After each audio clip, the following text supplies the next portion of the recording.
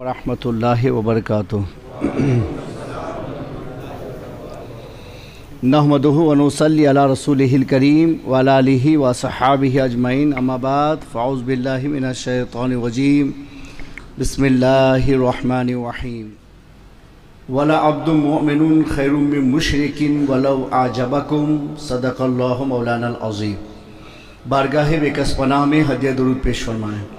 اللہم صلی علی سیدنا و مولانا محمد مبارک وسلم صلاۃ و سلام علیک یا رسول اللہ صلی اللہ تعالی علیہ وسلم۔ محمد کی غلامی ہے سند آزاد ہونے کی، محمد کی غلامی ہے سند آزاد ہونے کی، خدا کے دامن توحید میں آباد ہونے کی۔ دنیا میں کچھ غلامی ہوتی ہے کہ جس میں غلام بنا کے رکھا جاتا ہے، اور نبی کی غلامی ایسی ہوتی ہے کہ جس میں جہنم سے آزادی کا پروانہ سنایا جاتا ہے۔ تو یہ غلامی ہی عجیب ہے کہ غلام بنو تو گر جاؤ، یہاں غلام بنو تو اٹھ جاؤ، اور کتنا اٹھ جاؤ کہ جہنم تحت الثری میں، جنت اعلیٰ علیین میں ایک آدمی نبی کے نام کا کلمہ پڑھتا ہے، ایمان لے آتا ہے، نبی کو سینے میں بسا لیتا ہے، تو اللہ اسفل السافلین کی جہنم سے نکال کر کے اعلیٰ علیین کی جنت تک پہنچا دیتا ہے۔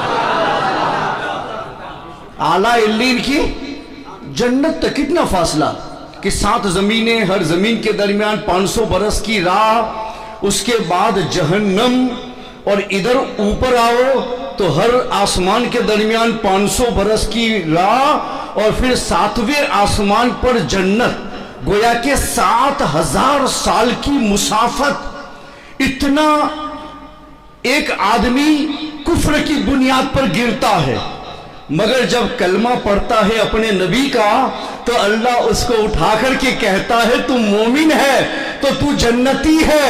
یعنی 7000 برس کی مسافت صرف نبی کا نام دل میں بسانے سے طے ہو جاتی ہے۔ 7000 برس کی مسافت صرف نبی کا نام دل میں بسانے سے طے ہو جاتی ہے۔ تو اندازہ لگاؤ کہ جس نبی کا نام آپ کو اتنا اٹھاتا ہے وہ نبی خدا کی بارگاہ میں کتنا بلند و بالا ہوگا، وہ نبی خود خدا کی بارگاہ میں کتنا بلند و بالا ہوگا۔ نبی کی بات نہیں کی نا، نبی کا کلمہ پڑھا، نبی کا نام لیا، دل میں بسایا، تو اتنا بلند کہ اگر تجھ کو مومن ہوتے ہوئے کوئی جہنمی کہے تو وہ کافر ہو جائے، اس لیے کہ نبی کے بسانے والے کی عزت لازم ہے۔ اور میرے آقا نے ارشاد فرمایا کہ من آذا مسلمن فقد آذانی ومن آذانی فقد آذى اللہ، کہ جس نے مسلمان کو تکلیف دی اس نے نبی کو تکلیف دی، اور جس نے نبی کو تکلیف دی اس نے خدا کو ناراض کر دیا، اس لیے کہ محمد مصطفیٰ ہر مومن کے دل میں حاضر ہیں، ہر مومن کے دل میں حاضر ہے۔ کون سوال کرتا ہے کہ نبی حاضر و ناظر نہیں ہے؟ اس لیے تو قرآن میں خدا نے کہہ دیا نا، النبی اولیٰ بالمؤمنین من انفسہم، نبی ایمان والوں سے ان کی جان سے زیادہ قریب ہے۔ تو جو مومن ہے وہی نبی کو حاضر و ناظر کہتا ہے، جو مومن ہے وہی حاضر و ناظر کہتا ہے نبی نا، تو پھر ہم حاضر و ناظر کہتے ہیں۔ اور خدا نے بھی یہی کہا کہ مومنو تم سے ہی نبی تمہاری جان سے زیادہ قریب ہے، اس لیے کہ تم مومن ہو اور تم نے نبی کو اپنے سینے میں بسا لیا ہے۔ جب ہے تو تیرا نبی ہر وقت تیرے ساتھ میں، ہر وقت تیرے ساتھ میں، اس لیے نبی کو مسجدوں کے ساتھ بھی لگا دیا۔ امام غزالی نے فرمایا کہ نبی کی روح ہر مسجد کے اندر حاضر رہتی ہے۔ جب بھی تم مسجد کے اندر داخلہ لو تو مسجد کے داخلے کی جو دعا ہے اس کو پڑھنے سے پہلے الصلاۃ والسلام علیک یا رسول اللہ کہہ کر کے حضور کی بارگاہ میں سلام پیش کرو کہ نبی اللہ وہاں حاضر رہتے ہیں اور آنے والے ہر امتی کو دیکھتے ہیں کہ جو اذان کی صدا سنائی گئی मेरे आंखों की ठंडक नमाज में है, तो क्या मोमिन सुन के फौरन हाजिर हुआ है और अपने नबी की आंखों को ठंडक पहुंचाने के लिए आया है या नहीं आया? हमारे नबी हर मस्जिद में हाजिर होते, पहले हुजूर पर दरूद पढ़ो और फिर घर के अंदर, मस्जिद के अंदर दाखिल हो जाओ। घर में जाओ तो शिफा की शरह में लिखा हुआ है हजरत मुल्ला अली कारी ने कि आप घर के अंदर जाओ, कोई है तो सबको सलाम कर दो। उसमें हुजूर भी आ गए, कोई नहीं है तो ये सलाम करना, सलामु अलैका या रसूल अल्लाह, ए अल्लाह के नबी आप पर सलाम हो। क्यों? वो फरमाते हैं ले अन्ना रूहन नबी ये हाजिरुन फी बुयूत अहलिल इस्लाम, कि रसूलुल्लाह की रूह हर मोमिन के घर के अंदर हाजिर है, मोमिन के घर में हाजिर है। तो मैं अपने नबी को हाजिर और नाजिर कहता हूं, इसलिए कि मेरा नबी ईमान भर के मेरे दिल में है और मैं अपने घर में जाके या रसूल अल्लाह कह करके सलाम पेश करता हूं, क्योंकि हुजूर ने वादा कर रखा है कि मैं अपने मोमिनों के घर से भी दूर नहीं रहता हूं, उनके दिल से भी दूर नहीं रहता हूं। इसलिए ये ऐलान अकीदे का दुनिया में वाहिद सिर्फ अहले सुन्नत वल जमात का है, अहले सुन्नत वल जमात का है। और कुरान ने भी मोमिनी कहा, उलमा ने भी तशरीह की तो मोमिनी का, मोमिन के घर में हाजिर है, मोमिन की मस्जिदों में हाजिर है, मोमिन के दिल में हाजिर है, हर जगह पर हाजिर मोमिनों के पास। अल्हम्दुलिल्लाह हम ये ऐलान करते हैं कि हम मोमिन हैं, क्योंकि अपने नबी को हर वक्त हाजिर और नाज़िर मानते। जो नहीं मानते वो फैसला करे, हम तो मानते। हमारे नबी बेमिसाल, इसलिए बेमिसाल कि मेरे आका ने इरशाद फरमाया, ए मोमिनो सुनो, तुम्हारा दर्जा, तुम्हारा मकाम मुझसे मुताल्लिक होने की वजह से कितना ऊंचा हो गया। और वो तो रसूल का फरमान, लेकिन मैं कुरान से बताऊं कि नबी के साथ वाबस्ता होने वाला चाहे अमल पे हो ना हो, ये उसका अपना मसला है, लेकिन हम तो पहले ये देखेंगे ईमान पर है या नहीं है, ईमान पर है या नहीं। मिशकात में हदीस है, एक सहाबी अभी नए नए मुसलमान बने थे, हुजूर की बारगाह में आए, हुजूर से कहते हैं हुजूर क़यामत कब कायम होगी? फरमाते तैयारी क्या की है?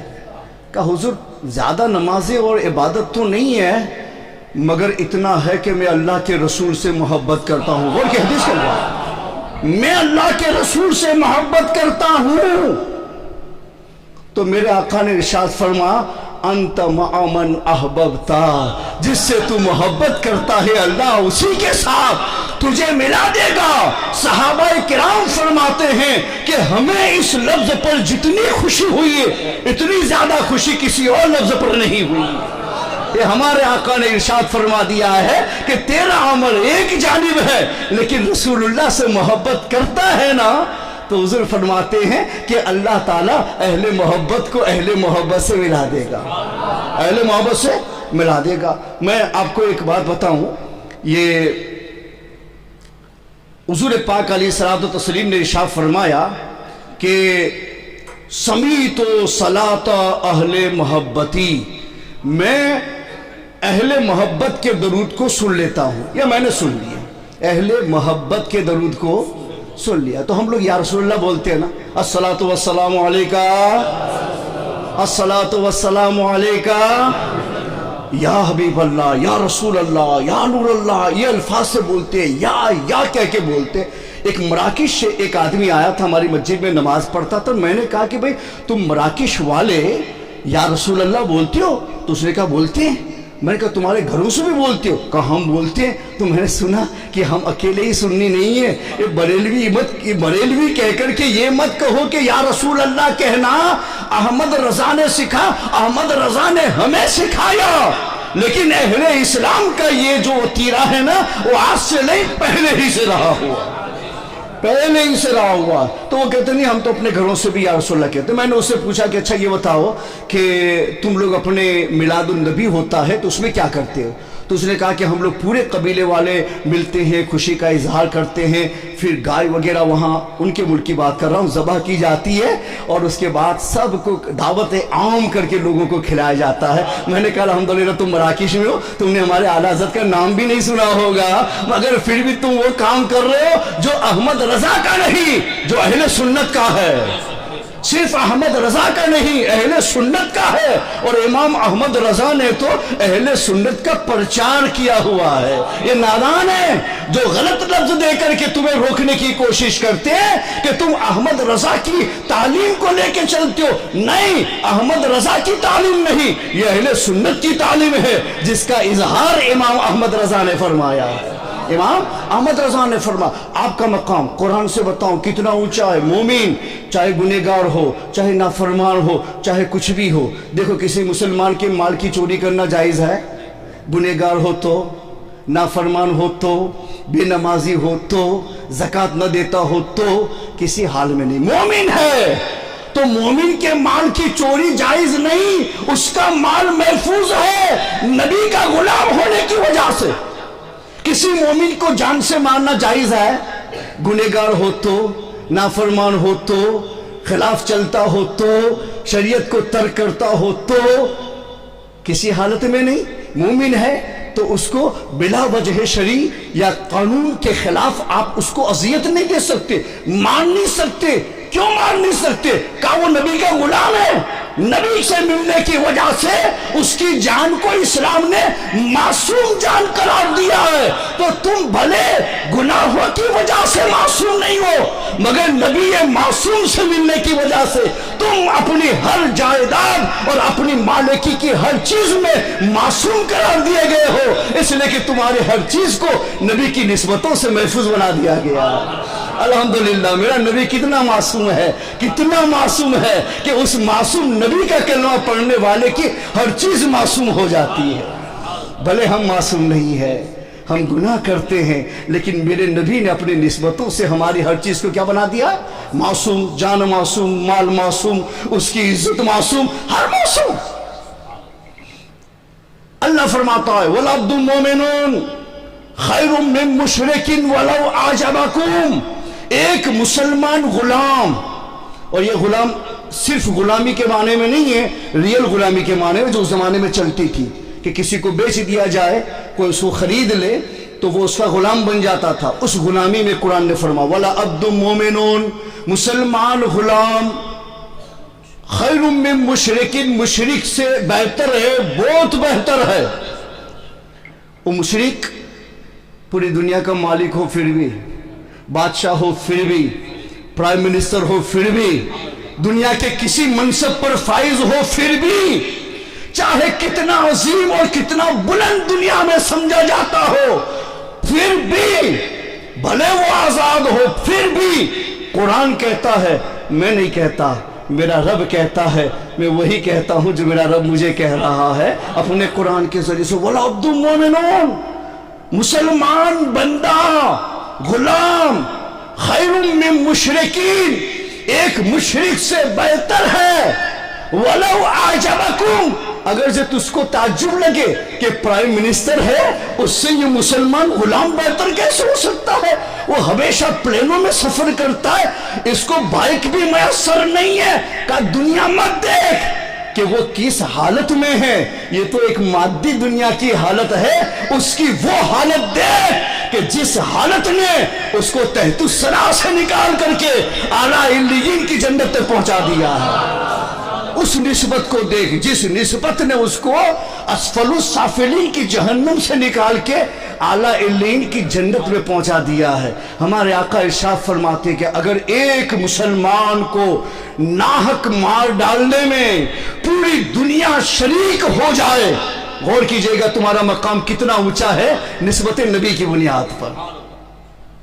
फरमा पूरी दुनिया जमा हो जाए एक मुसलमान को नाहक मारने पर, तो एक मुसलमान के नाहक मारने की वजह से اللہ سب کو جہنم میں ڈال دے اور اس کو کچھ پرواہ نہیں ہے، اس کو کچھ پرواہ نہیں کہ پوری دنیا جہنم میں چلی گئی صرف ایک مومن بندے کی وجہ سے۔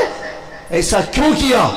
کیا اس لیے کیا کہ مومن بندہ ہے، نبی کا غلام ہے، اور تو نے نبی کے غلام کو قتل کر دیا ہے، اس لیے پوری دنیا بھی اگر جمع ہو جائے تو پوری دنیا کو جہنم میں ڈال دوں گا، فقط اس لیے کہ رسول اللہ کے غلام کو تم نے ناحق مارنے کی کوشش کی ہے۔ تو اس کا پتہ یہ چلانا کہ تم اتنے اونچے ہو کہ ایک جانب پوری دنیا ناحق بن جائے اور تم صرف مومن بن کے صرف اپنی حقانیت، ہر معاملے میں نہیں، صرف ایمانی حقانیت پر اگر تم رہ جاؤ تو تمہارا درجہ اتنا اونچا کہ رب فرماتا ہے کہ تیرے خلاف جانے والے سب کو جہنم میں ڈال دوں، مجھے کچھ پرواہ نہیں ہے۔ اے میرے رب، میں تو بڑا معمولی، مجھے اتنا اونچا مقام تو نے کیسے عطا فرما دیا کہ پوری دنیا جہنم میں ڈال دیتا ہے صرف میرے خلاف ناجائز طور پر جانے کی وجہ سے یا مجھے ناجائز طور پر قتل کرنے کی وجہ سے؟ تو میرا رب کا جواب مجھے یہی ہوگا کہ تو یہ مت سمجھ کہ تو ایک غلام ہے، تو یہ مت سمجھ کہ تو ایک غریب مسلمان ہے، ایک مالداری اور غربت ایک دنیا کی پیداوار ہے، حقیقت میں تو مسلمان ہے۔ تو میری بارگاہ میں نسبت نبی کی بنیاد پر تیری اتنی عزت ہے، تیری اتنی عزت ہے کہ چاہے پوری دنیا اگر مشرکوں سے بھر جائے اور ایک ہی مسلمان ہو اور پوری دنیا کے مشرکوں کا غلام بن جائے، پھر بھی فرماتا ہے رب کہ ان سارے آقاؤں سے جو مشرک ہے یہی غلام میرے نزدیک بہتر اور پسندیدہ ہے۔ یہ مت کہنا غلام کی بنیاد پر نہیں، نسبت نبی کی بنیاد پر ہے، نسبت نبی کی بنیاد پر ہے۔ اس لیے غور کرو کہ ایک نبی کی نسبت آپ کو اتنا اٹھاتی ہے، وہ نبی خدا کی بارگاہ میں کتنا بلند ہوگا، کتنا بلند ہوگا۔ جو لوگ صرف نبی کو وہ اپنے جیسا بشر کہہ کر کے بات کرتے، کوئی بھی ہو، میں اس سے بات نہیں کرتا، میں آپ کو صرف سلیقہ سکھانا چاہتا ہوں کہ ہم باادب مسلمان بن جائیں، عمل کریں گے، اپنے نبی کو خوش کریں گے، مگر ہمیشہ اعتماد اپنے نبی کی شفاعت پر کریں گے، عمل پہ نہیں۔ ہے عمل میں اس لیے کروں گا کہ میرا نبی راضی ہو جائے۔ جیسے حضرت رابعہ بصریہ ہے نا، تو وہ بہت عمل کرتی تھی، راتوں میں بوڑھی ہو جانے کے بعد بھی وہ کھڑی نہیں رہ سکتی تھی، تو بیٹھ بیٹھ کے ہزار رکعت نفل نمازیں پڑھتی تھی۔ کسی نے پوچھا کہ ماں اتنی عبادت کیوں کرتی؟ آپ نے پوری زندگی عبادت کی، حدیث میں تو ہے کہ آدمی زندگی پر عبادت کرتا ہے، بوڑھا ہو جائے، طاقت کم ہو جاتی، نہیں کرتا ہے نا، پھر بھی میرا رب فرماتا ہے فرشتوں یہ بوڑھا ہو گیا ہے، کمزور ہو گیا ہے، اس لیے اب اتنی عبادت نہیں کر سکتا، لیکن میں اس کا رب ہوں، میں اپنی عطاؤں میں کبھی کمزور نہیں ہوتا ہوں، اس لیے تم اس کے لیے وہ عبادت لکھنا جو وہ جوانی میں کیا کرتا تھا، جوانی میں کیا کرتا۔ جوانی میں اگر تم نے 1000 پڑھی ہے، بوڑھے ہونے کے بعد میں تم 10 بھی نہیں پڑھ سکتے ہو، پھر بھی میرا رب کہے گا فرشتوں 1000 لکھو، ابھی کمزور ہے اس لیے نہیں کر سکتا، جب توانا تھا اس نے اپنی طاقت کی قدر کی تھی نا، تو اس کے لیے 1000 رکعت نہ پڑھنے کے باوجود بھی لکھا جاتا ہے۔ تو رابعہ بصریہ فرماتی ہے میں اس لیے نہیں کہ میرا عمل مجھے نجات دے گا، اس لیے نہیں کہ میں اپنے عمل کے ذریعے سے آگے بڑھ جاؤں، بس ہمارے آگے بڑھنے کے لیے تو ہمارے نبی کی نسبت ہی کافی ہے، آگے بڑھنے کے لیے نبی کی نسبت کافی ہے۔ کافر عمل کیوں؟ کہ ایک تو یہ کہ میرے رب نے فرض کیا ہے، میں اپنے رب کی مخالفت نہیں کر سکتا، میں اپنی رب کی رضا کے لیے کام کروں گا، اس لیے جب بھی بلائے گا مسجد میں آ جاؤں گا، جب بھی صدا لگائے گا یہاں آ کر کے میں خدا کی بارگاہ میں اپنی پیشانی جھکا دوں گا۔ لیکن میرے آقا نے خود فرمایا کہ اپنے عملوں کو اتنا اونچا مت سمجھ لینا کہ تو یہ سمجھے کہ اپنے عمل سے جنت میں چلا جائے گا۔ خود حضور پاک ارشاد فرماتے ہیں کہ میں بھی نہیں جاؤں گا اپنے عمل کی بنیاد پر جب تک میرے رب کی رحمت مجھے نہ ڈھانپ لے، رب کی رحمت مجھے نہ ڈھانپ لے۔ حضور نے ایسا کیوں فرمایا؟ کہ عمل ہے جنت میں جانے کے لیے نہیں، ان کی اطاعت کے لیے ہے۔ بس کہہ دیا میرے آقا نے مجھے کرنا ہے، کہہ دیا ہے تو کرنا ہے۔ حضور نے اپنی آنکھوں کے ٹھنڈک فرما دیا تو ہمیں نماز قضا نہیں کرنی ہے، جیسے اذان ہوئی مسجد میں حاضری دینی ہے۔ اور تمہارا مقام بتاؤ، کہ بھئی یہ اس میں بہت سارے ایسے لوگ ہیں، ہمارے خاص کر ہمارے ہندوستان میں بہت سارے غریب لوگ ہیں کہ جو بیچارے حج کے لیے بھی نہیں جا سکتے، عمرے کے لیے بھی نہیں جا سکتے. کتنے ایسے ہیں کہ زندگی میں ایک آدھ بار اجمیر کا دورہ کر لیتے، کہتے چلو وہاں نہیں پہنچے ہیں تو نائب رسول کے پاس ہی پہنچ جا کر کے اپنے دل کی پیاس بجھا رہے ہیں. یہی ہوتا ہے نا، اکثر لوگ نہیں جا پاتے ہیں کہ ان کا ارمان رہ جاتے یار میں اپنی زندگی میں حج بھی نہیں کر پایا، عمرہ بھی نہیں کر پایا. لیکن میں آپ کا مقام بتاؤں، روزانہ 5 حج اور 5 عمرہ تم میں سے ہر ایک کر سکتا ہے، گھر بیٹھے کر سکتا ہے، بغیر سفر کے کر سکتا ہے. اور ایک معمولی سفر کہ تمہارے گھر سے مسجد کتنی دور ہے، کتنی دور ہے؟ چند قدموں پہ دور ہے. ادھر آؤ گے، حضور پاک فرماتے ہیں کہ اگر تم اپنے گھر سے وضو کر کے با طہارت ہو کر کے مسجد کی جانب جاؤ، تمہارا ارادہ نفل کا ہے تو اللہ عمرے کا ثواب دے گا، اور تمہارا ارادہ فرض کا ہے تو اللہ حج مبرور کا ثواب عطا فرمائے گا. حج مبرور 5 مرتبہ اگر میں مسجد میں آیا، کم سے کم جو حکم ہے تو میرا رب کہتا ہے یہ مت سمجھنا وہی بیت اللہ ہے. ارے مسجد جہاں بھی بنی بیت اللہ ہے، مسجد جہاں بنی بیت اللہ ہے. فضیلت میں وہ زیادہ ہے لیکن مسجدیت میں ہر مسجد برابر ہے، احترام میں ہر مسجد برابر ہے. تو فرما اللہ نے وہاں نہیں جا سکتا ہے، کوئی بات نہیں، تیرے گھر کے پاس میں مسجد ہے نا اہل سنت کی. کہاں ہے؟ تو کہا چلے جانا نا وضو کر کے. تو فرض کے لیے آیا تو حج، اور نفل کے لیے آیا تو، اور ہم تو فرض اور نفل دونوں کے لیے آتے ہیں. یہاں سنتیں بھی پڑھتے، یہاں فرض بھی پڑھتے. الحمدللہ کسی غریب کو افسوس نہیں کرنا چاہیے کہ مجھے حج و عمرہ میسر نہیں آتا. قسم خدا کی تم نبی کے غلام ہو، تمہارے قدموں کی اتنی عزت کی جاتی ہے کہ گھر سے نکل کے مسجد میں آؤ تو رب فرماتا ہے کہ حج بھی دے دوں گا، عمرہ بھی عطا کر دوں گا. حج بھی دے دوں گا، عمرہ بھی عطا کر دوں گا. یہ ہمارا مقام ہے. رابعہ بصریہ سے پوچھا کہ 1000 رکعت اب بھی کیوں پڑھتی ہو؟ کہا اس لیے نہیں کہ اس سے ہی نجات ہوگی، نجات تو میرے نبی کا، نجات کا بھروسہ تو رب کی رحمت پر ہے، اور رب کی رحمت کی عطا رسول کی شفاعت سے ملنے والی ہے. رب کی رحمت رسول کی شفاعت سے ملنے والی ہے. مگر میں اتنی نمازیں اس لیے پڑھتی ہوں کہ کل بروز قیامت ہر نبی کی امت اپنے نبی کے سامنے حاضر ہوگی. ان میں بڑے بڑے عبادت کرنے والے ہوں گے، بڑے بڑے متقی پرہیزگار ہوں گے. وہ انبیاء اپنی امتوں کے عمل کو دیکھ کر کے خوش ہو جائیں گے. کہیں ایسا نہ ہو کہ میرے نبی کی امت میں جاؤں، میرے پاس عمل کم ہو اور میرے نبی مجھے دیکھ کر کے شرما جائے کہ ایک رابعہ اپنے عمل کی قلت لے کر کے آئی ہے، جبکہ اس کی بنسبت دوسرے انبیاء کے جو ماننے والے ہیں بڑے عمل کو لے کر کے آئے. میں عمل اس لیے زیادہ کر رہی ہوں کہ کل بروز قیامت میرا نبی میرا عمل دیکھ کر خوش ہو جائے اور یہ کہے کہ ہاں رابعہ میری امت میں ایسی ہے کہ جو اپنے ساتھ عمل کی کثرتوں کو لے کر کے حاضر ہو. عمل اس بنیاد پر کرو کہ میرا نبی ناراض نہ ہو جائے. عمل اس بنیاد پر کرو کہ میرا نبی ہمیں دیکھ کر کے شرمندہ نہ ہو جائے. آپ کا اتنا اونچا مقام ہے. الحمدللہ اہل سنت کے ساتھ رہو، اپنے آپ کو بچا کر کے رکھو، بدعقیدہ نہ بنو. ہمیشہ اپنے دل کو اپنے دل میں، نبی کو اپنے دل میں حاضر سمجھو. تمہارا دل معمولی نہیں ہے، تمہارا دل معمولی نہیں ہے. بلکہ آخری ایک لفظ ہمارے آقا نے ارشاد فرمایا کہ جب ایک آدمی مر جائے گا تو اس کو قبر میں دفن کر دیا جائے گا، اندھیری کوٹھری کے اندر جائے گا، کوئی اس کا پرسان حال نہیں ہوگا، اکیلا ہے، وحشت محسوس کرے گا. تو اس وقت ایک فرشتہ انسانی صورت میں بڑا خوبصورت بن کر کے اس کے پاس میں آئے گا. وہ دیکھے گا، اس کے پاس میں بیٹھے گا، اس کا دل بہلائے گا. وہ پوچھے گا مرنے والا، بھائی تم کون ہو کہ اس تنہائی میں تم میرا ساتھ دینے کے لیے آئے ہو، میرا دل بہلانے کے لیے آئے ہو؟ آپ کا ہی مقام میں بتا رہا ہوں. نبی کا مقام تو خود ہی سمجھ جانا کہ تمہیں اتنا مل جائے نا، نبی کے صدقے میں تو نبی کیا ہوں. کیا ہوا؟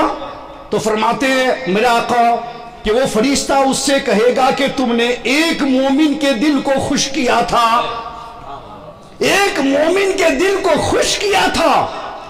تو اس مومن کے دل کی خوشی جو ظاہر ہوئی تو اس سے اللہ نے مجھے ایک فرشتہ بنا دیا.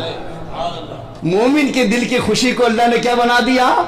فرشتہ بنا دیا. اور مجھے کہا تھا کہ ابھی تو رہنا، جب یہ قبر میں جائے نا وہاں بہلانے والا کوئی نہیں ہوگا، تو جا کے اسے بہلانا تاکہ اسے بھی پتا چلے کہ ایک مومن کی خوشی کا مقام کتنا اونچا ہوتا ہے کہ قبر کی تنہائی میں وہی خوشی فرشتہ بن کے تمہارا دل بہلانے کے لیے حاضر ہوتی ہے. تمہارا بڑا اونچا مقام ہے، مومنوں کا بڑا اونچا مقام ہے. اپنے مقام کو سمجھو، اپنے وقار کو سمجھو، اپنی شان و شوکت کو سمجھو. اللہ تعالیٰ مجھے اور آپ سب کو اس مقام کی حفاظت کرنے کی توفیق عطا فرمائے. حضور پاک کا غلام رکھے، لواء الحمد کے تلے آپ کے غلاموں میں ہم سب کو اٹھائے. وما علینا الا البلاغ. پیارے دوستوں، میری آواز کسی تک پہنچے یا نہ پہنچے، کسی کے دل پر اثر کرے یا نہ کرے، میں کوشش کر کے اپنے حصے کا فرض ادا کرتا رہوں گا. اگر آپ کو بھی میری کوشش اچھی لگے تو اس پیغام کو اپنے دیگر دوستوں تک فیس بک اور واٹس ایپ کے ذریعے ضرور پہنچائیے گا. نیوز چینل پر نئے آنے والے دوستوں سے گزارش ہے کہ اگر انہوں نے ابھی تک ہمارے چینل کو سبسکرائب نہیں کیا تو اسے سبسکرائب کرتے ہوئے ساتھ موجود گھنٹی کے بٹن کو بھی دبا دیں تاکہ ہر نئی آنے والی ویڈیو کی نوٹیفیکیشن باقاعدگی کے ساتھ آپ تک پہنچتی رہے.